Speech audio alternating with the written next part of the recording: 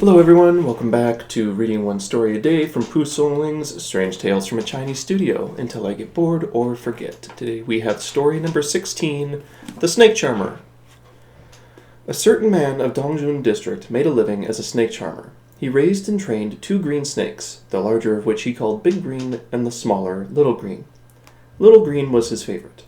He had a red dot on the front of his head and was very quick to learn, writhing and coiling exactly in tune with his master's wishes. After a year, Big Green died, and the snake charmer, although he meant to find a replacement, somehow never got round to doing so. Once, after spending the night in a temple in the hills, he awoke at dawn and opened his basket to find that Little Green had disappeared. He was utterly distraught, and went calling and searching everywhere in the half-light, without finding any trace of the snake.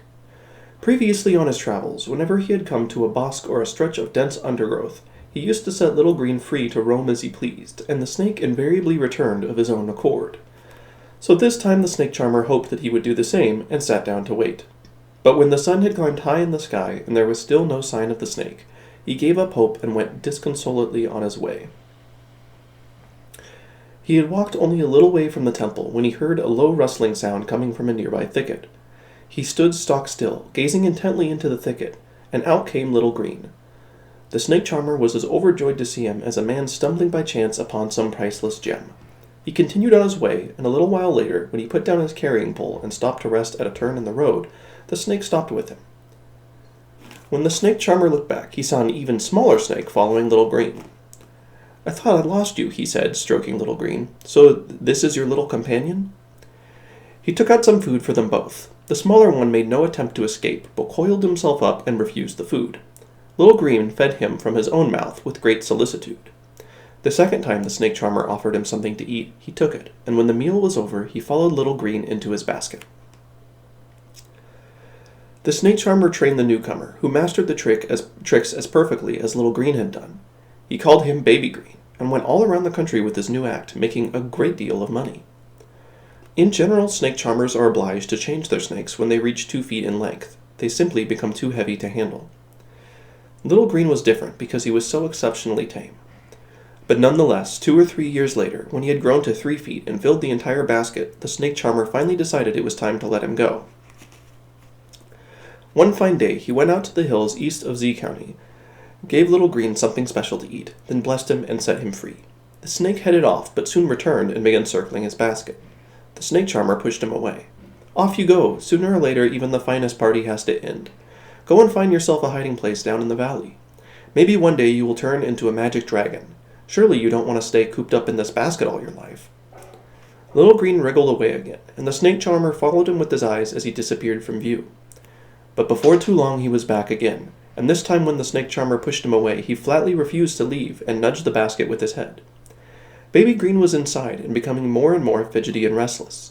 Suddenly the truth dawned on the snake charmer. Little Green wanted to say goodbye. He opened the basket and out shot Baby Green and wrapped himself around Little Green. Their tongues flickered as if they were talking to one another. Then they both went wriggling off. The snake charmer feared that Baby Green would never return, but after a while he came back all on his own, crawled sadly into his basket, and lay down. The snake charmer never found another snake as perfect as Little Green. With time, Baby Green grew larger and larger and became too difficult to handle. The snake charmer eventually acquired another snake, one that also proved quick to learn. But he was not the equal of Baby Green, who by this time had grown as thick as a child's arm.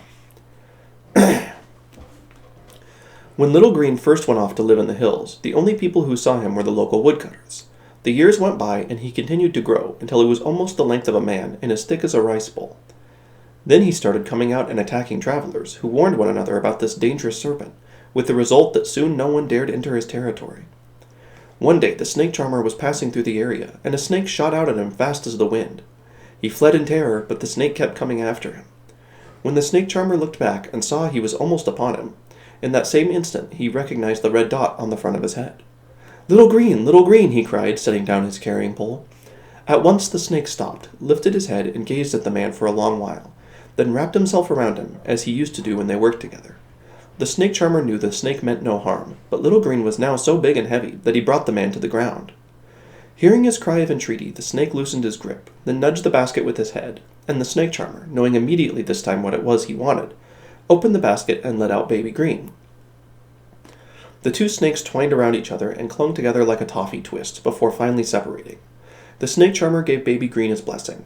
"I've been wanting to let you go for a long time. Now you have your old friend to keep you company." To Little Green he said, "You brought him to me, you can take him away. One word. You can find food in plenty in the hills. Do not harm wayfarers. You will only make heaven angry." The two snakes lowered their heads as if bowing in recognition of his wise admonition, then lifted their heads again and set off, the older one in front, the younger following, and wherever they went the branches of the trees parted to let them through. The snake charmer watched them until he could see them no longer. Then he continued on his way. From that day, travelers in that area went unmolested. As for the snakes, no one knows what became of them.